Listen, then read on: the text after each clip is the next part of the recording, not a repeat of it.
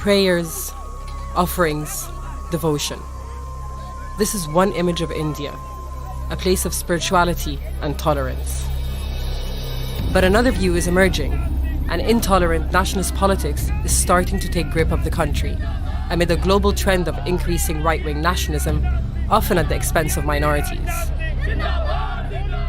Hinduism and Hindutva is blood running in Indian veins. Hindu कभी आतंकवादी नहीं. हिंदू एक चींटी भी होती, सबसे छोटी चींटी होती है. चींटी को भी पैर में न दब जाए, इतना उसका सहिष्णु होता है, इतना उदार होता है, इतना दयालु होता है. अगर एक हिंदू को मारेंगे तो 100 को हम भी मारेंगे.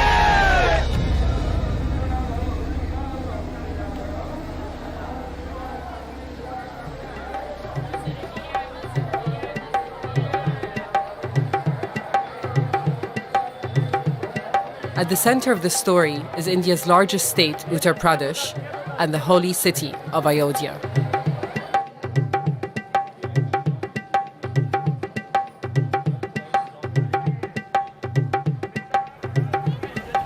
Ayodhya is a place of pilgrimage, but in recent years it's also become a symbol of political and religious tensions. And this year in particular, with elections just a few weeks ahead, these tensions are being exploited by Hindu nationalist groups, including politicians from the BJP, India's People's Party in English, who are currently seeking re-election with Prime Minister Narendra Modi.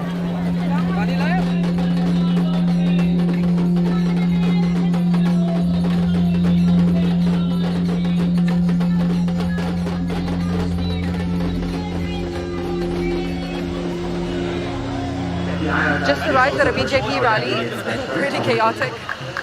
The Home Minister, who's also the MP of Lucknow, has just arrived, and earlier on a whole group of men charged at the security gates, broke down the security barriers and came in screaming, "All hail leader."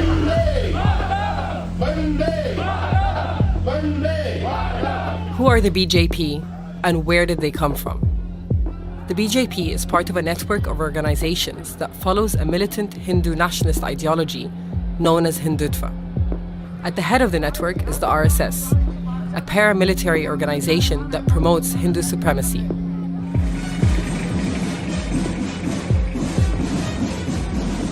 The network includes a body for culture and education, a student group, NGOs, trade unions, and a political party. Today, the BJP under Narendra Modi are both populist and nationalist. Modi represents common man. Modi believes in one India, one nation. That's why we Indians believe in Modi. So our main motive is development, not any religion, not any caste. We don't have any barriers. Everyone is invited to our party and we invite everyone out here.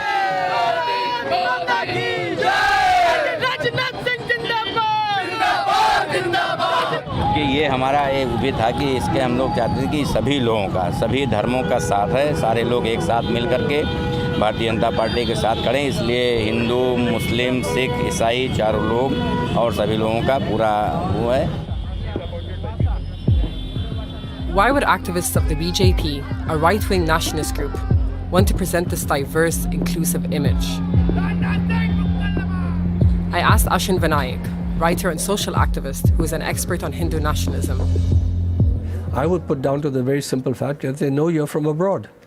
It's as simple as that. And they want to present a conscious, not present an image that everything is fine, this, that. It's part of the standard which you'll find even from non-BJP, how tolerant Hinduism is. It wants to have a favorable international opinion among the public and among governments. Indian Prime Minister Narendra Modi has developed a global image of a free-trading, yoga-loving, humble statesman.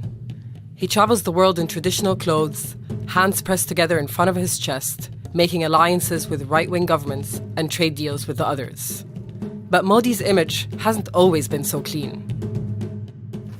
Well, Modi was an RSS activist from youth, and he is lent by the RSS to the BJP. So he becomes the chief minister in Gujarat in the 90s. And then, of course, you have the 2002 pogrom against Muslims, which came around as a result of what happened in Godhra, where 57 Hindus died. And then, of course, riots began. And Modi made it very clear that let the Hindus vent their anger. And that carried on. And you had a huge number of people killed, around about 2,000, overwhelmingly Muslims. And what happened after 2002, far from diminishing his electoral appeal in Gujarat, made him even more popular. That popularity has continued, and in May 2019, Modi's BJP won the elections with an increased majority. And it's not just Modi. The militant Hindutva ideology is as popular as ever. नहीं, माननीय प्रधानमंत्री जी भी RSS से हैं, गृह मंत्री जी भी RSS से, हम सब लोग भी आरएसएस की विचारधारा से रखते हैं. I am not a member of RSS, but I am not against the RSS. The ideology which is bring out by the RSS is also not a bad one. Hinduism represents lifestyle of India. Hinduism and Hindutva is blood running in Indian veins.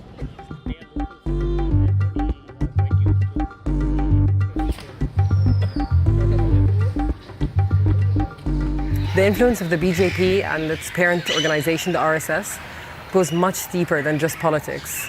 The last 5 years has been a campaign for hegemonic control over India's culture, society, and institutions. And here, the Jawaharlal Nehru University in Delhi, traditionally a bastion of left-wing and progressive intellectuals, students have been fighting constant attacks by RSS students, both verbally and physically. See, JNU is a university where we use education to fight our social oppression. When they understand how the system works, how capitalism and in India, casteism is excluding them, questions start. And now when this happens, no one in power likes us. What we represent is a true picture of this country. What they represent is hatred, bigotry, and if I have to put in one point blank, fascism. ABVP is the student wing of RSS. They were not so popular on campus 5 years ago, but once the BJP came into power, what it did, not just in this university, it does this all over the country, is that it places members of RSS on positions of power. Like there was a huge RSS rally that happened inside the campus with people shouting, Hindu hegemony will be established. This is a poster of Shaheed Bhagat Singh, who is an Indian freedom fighter. He fought against the British colonial rule, and along with that, he was an ardent Marxist. So Bhagat Singh has two documented photos of him, photographs. One is of him inside the jail, and the other one is of him with a slanted hat. So now they have replaced that slanted hat with a saffron turban, and then they've put him all across the campus. Saffron is the color of Hindu ideology. The RSS dress code is khaki shorts and black cap. Okay. The black cap comes from the Mussolini's dress. The brown shirts and shorts come from the Hitler's dress. So we call them... So it's a Mussolini, Hitler-inspired outfit. It's a combination of Mussolini and Hitler. This has been specifically written in Golwalkar's book. You'll have to read that book. In that book, M.S. Golwalkar, then leader of the RSS, expressed his support for Nazi ideology and called their treatment of Jews race pride at its highest. They were disgraced after refusing to take part in the movement against British colonialism. But today, the Hindutva ideology is stronger than ever. The RSS have millions of members and hold regular training camps for militants who are able to enforce the ideology with impunity.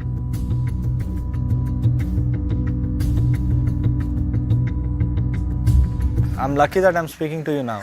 After we won the election this time, the ABVP cadres with some RSS people were drunk whole night and they were attacking whomever they found that they did not vote for them. Then the mob comes over me, they try to attack me, I sit in the police vehicle, then they surround the police vehicle, they stop the police vehicle, they assault me inside the car, 100 RSS people come into the police station. In that more than 100 RSS people, there are 2 JNU professors of RSS. They threaten me that they'll cut me into pieces, burn me alive, kill me.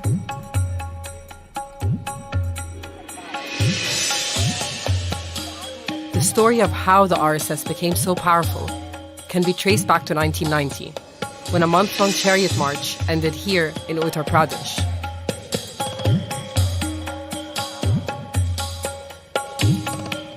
In Lucknow, Hindutva groups reenact the final stage of this march, which concluded at a 16th century mosque in Ayodhya. Vilindra is a senior member of an RSS-affiliated group who took part in this campaign. तो उस समय ताला खोलो अभियान चला तो एक रथ लेकर, जैसे अभी रथ निकला है, ऐसे रथ लेकर हम 8 रथों के माध्यम से पूरे देश में निकले और उस रथ के माध्यम से हमने जब ये प्रारंभ हुआ कि वीर बहादुर होश में आओ, जन्मभूमि की चाबी लाओ। जन्मभूमि पर ताला लगा हुआ था राम जन्मभूमि के, ताला को लेकर खोलने के लिए हम पूरे देश में जनजागरण किए और देश में जनजागरण करने के बाद वह ताला खुला और वह जो राम की जन्मभूमि के ऊपर जो बाबर ने कलंकित एक मस्जिद जो बना दिया था, उसको हटाने में हिंदू समाज सफल रहा। Once the march reaches Ayodhya, Vilindra and RSS-affiliated groups do a victory lap around the residential part of the city, shouting slogans from the 1990 campaign. We're in Ayodhya right now. We're following the VHP procession. As you can see, there's a truck which has sort of been converted into a temple, disco kind of situation. Lots of men with saffron headbands. Ramas leading the procession right at the front. The original Ram Temple March propelled the BJP to prominence. It was a calculated piece of political theatre, engineered by RSS groups to win over ordinary Hindus. It was the biggest mass movement since independence. And the difference between the nature of the mass movement of independence and this is that the mass movement of independence is connected to a genuine grievance, colonialism, the desire for independence. This is connected to a goal which is an artificially constructed goal about a demolition of a supposed Ram temple some 500 years ago. Look at the irony of a situation in which when it was supposedly demolished, there was less of an uproar. Huh? Yeah. It's a constructed anger.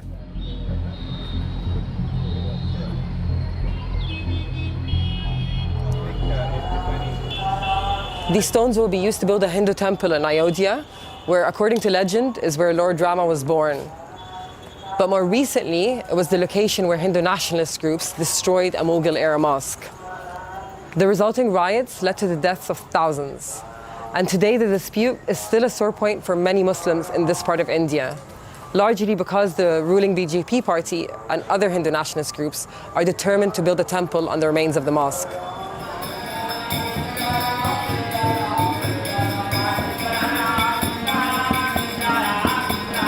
वहाँ पर किसी प्रकार की मस्जिद नहीं थी। मस्जिद में मीनारें होती हैं, उस स्थान पे कोई मीनार नहीं थी। उस मंदिर के सारे चिन्ह, उसमें मंदिर के चिन्ह थे। मस्जिद केवल लिख दिया गया था। हम उस जीर्ण शीर्ण ढांचे को हटाए हैं, किसी मस्जिद को नहीं हटाए, किसी मस्जिद को नहीं गिराए। उस ढांचे को हटाकर हम मंदिर को बनाने का हमने प्रयास कर रहे हैं। Ram temple should be built, and very soon as possible, Ram temple should be built. Muslims are also supporting the Ram temple. No Muslim is opposing Ram temple. ये तो हर व्यक्ति जानता है कि भगवान राम अयोध्या के हैं। बाबर का जो नाम आ रहा है, बाबर एक बाहरी आक्रमणकारी था, आतताई था, जो यहाँ आकर के उन्होंने कई मंदिरें तोड़ी, कई जगह तोड़े, जिसको मस्जिद के रूप में परिवर्तित किया। So you don't think that the building of the Ram temple might inflame Muslim-Hindu relations? No Muslim in India is opposing Ram temple. I can challenge anyone. Ram मंदिर बनने से जो हिंदू मुसलमानों में कोई मतभेद आएगा या सांप्रदायिकता फैलेगी, ऐसा कुछ नहीं है। ये केवल और केवल ऊपरी दिखाया जाता है कि हिंदू मुसलमान दूर दूर बटे हुए हैं। Muslims and Hindus lived in relative harmony in India for over 1,000 years. But rifts intensified during the British Empire, who saw Muslim-Hindu unity as a threat. In fact, historians say that it was the British that started rumors that the Babri Mosque in Ayodhya was built on top of a Ram temple, planting the seeds of religious tensions which continue to this day. जी, वहाँ पर सारी दुनिया को पता है कि मस्जिद थी, मस्जिद को तोड़ दिया गया और वो मामला अब अदालत में चल रहा है। हैं, ये सरासर जो है पॉलिटिकल इशू है, हैं, ये उससे कुछ सियासी फ़ायदा उठाना चाहते हैं कि इसको बना करके या इसको इस मामले को ज़िंदा रख करके कुछ हिंदू मुस्लिम की दूरी पैदा की जाए. Muslims are among the poorest sections of Indian society. You cannot argue that Muslims are dominating over us. How do you create resentment against them? Playing the politics of historical revenge, generating fear. They are terrorists. Should we be that surprised that this can have so much resonance? Dozens of Muslim men from Azamgarh in eastern Uttar Pradesh have been arrested on terror charges. In 2008, 4 young men from Sanjapur village were arrested in Delhi, accused of being involved in terror attacks. 2 of which were Shadab Ahmad's son and Muhammad Asim's nephew. मेरा बेटा मोहम्मद सैफ जो है computer की training लेने के लिए दिल्ली गया था और उसके बाद जयपुर, अहमदाबाद, दिल्ली हर जगह के बम ब्लास्ट केसेस में उसको जो है मुल्ज़िम बना दिया गया. इन बच्चों ने कभी जयपुर की शक्ल भी नहीं देखी और उनको वहाँ ब्लास्ट से जोड़ दिया गया. ये हम लोगों के लिए बहुत सदमे की घड़ी है. उस सारे बच्चों के ख़िलाफ़ कोई सबूत नहीं मिला, लेकिन 10 साल से लगातार जेल में बंद किए हुए हैं, हाई सिक्योरिटी वार्ड में, और अभी बुरी तरह से पीटा गया है बच्चों को. मुसलमानों को बिना किसी सबूत के गलत तरीके से इस तरह के आतंकवाद के केसों में फंसाया जा रहा है. और यहाँ पर कोशिश ये की गई कि हिंदू मुस्लिम की दूरी बढ़ाई जाए. India is a Hindu country, but it's also a Muslim one. And estimates from 2018 say that there are more Muslims in India than there are in Pakistan. The 17th century mosque behind me is evidence of the long history of Muslims in this country. Uttar Pradesh alone has 44 million Muslims. That's more than the combined populations of Saudi Arabia, Qatar, and the United Arab Emirates. And it's these Muslims that are on the sharp end of communal violence more than any other group. Several of Modi's allies in the BJP have faced accusations of stoking communal tensions.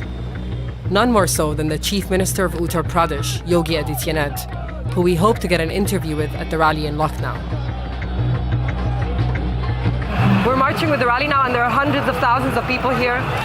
We were hoping to speak to Yogi Adityanath, but he's actually been banned from speaking by the Electoral Commission. He can't speak to the press or in public because of hate speech. Yogi was gagged for referring to a Muslim party as a green virus and comparing the election to a battle of faiths rather than parties. Congress को अली पर, सपा बसपा को अली पर विश्वास है, हमें भी बजरंग बली पर विश्वास है.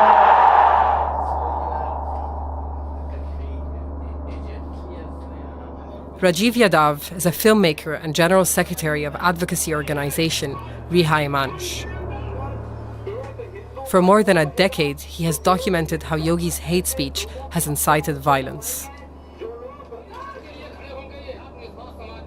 और हम लोगों ने तय कर रखा है कि अगर वह एक हिंदू बालिका को ले जाएंगे तो कम से कम 100 मुस्लिम बालिकाओं को हिंदू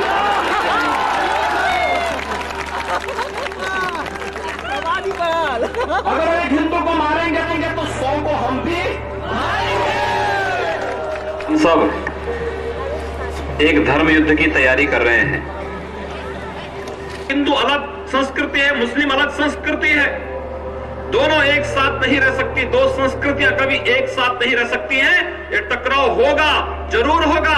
आक्रामकता के साथ अपनी कार्रवाई को अंजाम दे सके, इसलिए हम लोगों ने हिंदू वाहिनी का गठन किया है. हिंदू वाहिनी योगी की जो है एक ऑर्गेनाइजेशन था योगी का. देखिए क्या हुआ कि जब 2005 में मऊ में दंगे हो गए और मऊ में दंगों में जब आया कि हिंदू वाहिनी का रोल है, उस रोल को समझने के लिए हम जब समझने लगे, वो अपने आप में एक भयावह दंगा था. उसमें एकदम गुजरात पैटर्न पे हुआ था.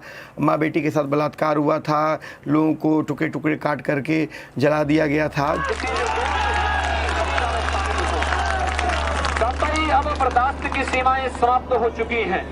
अगर कोई हिंदुओं के घरों और दुकानों में आग लगाता है, तो मैं नहीं मानता हूं कि आपको इन सब कृत्यों को करने, इस प्रकार के कृत्य करने से कोई रोकता है। उसके बाद गोरखपुर बस्ती मंडल में बड़े स्तर पे दंगे भड़के।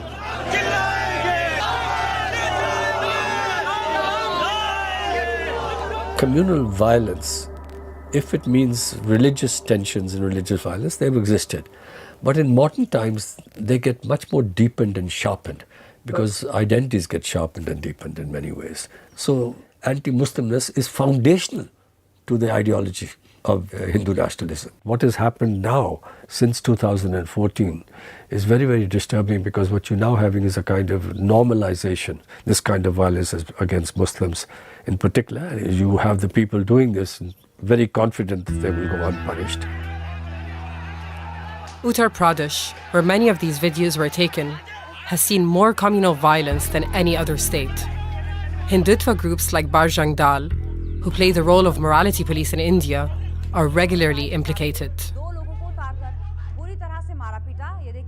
यहाँ पर मुसलमानों को जो है धार्मिक वो दाढ़ी रखता है, टोपी रखता है, वो बुर्का पहनती, हिजाब पहनता है, वो ये खाता है, वो खाता है, उसके नाम पर उसको मारा जाता है।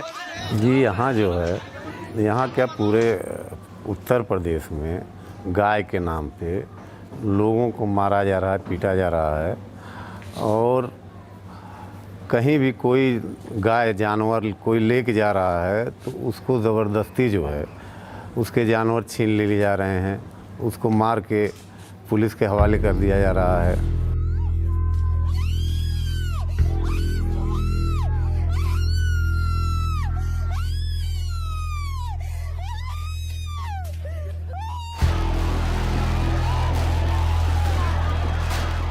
Modi was banned by the US after the Gujarat riots. Today, they welcome him with open arms, keen to tap into India's 1.3 billion person market. And in return, the Indian state borrows the US's war on terror tactics to justify its suppression of Muslims. Everybody uses the term Islamic terrorism and jihad now. Have you ever heard of Christianic terrorism, Hinduistic terrorism, Judaic terrorism? But when you say Islamic terrorism, you're linking it to a religion. And that's something that's very, very dangerous and dishonest. The discourse of terrorism is used to justify, to claim that your enemies are the terrorists and to hide the terrorism that you carry out. यह गलत प्रचार हुआ है, गलत तरीके से वह जो है समाज में प्रचारित हुआ है। जैसे आज हिंदू को आतंकवादी के रूप में प्रचारित हुआ। हिंदू कभी आतंकवादी नहीं। हिंदू एक चींटी भी होती, सबसे छोटी चींटी होती है, चींटी को भी पैर में न दब जाए, इतना उसका सहिष्णु होता है, इतना उदार होता है, इतना दयालु होता है।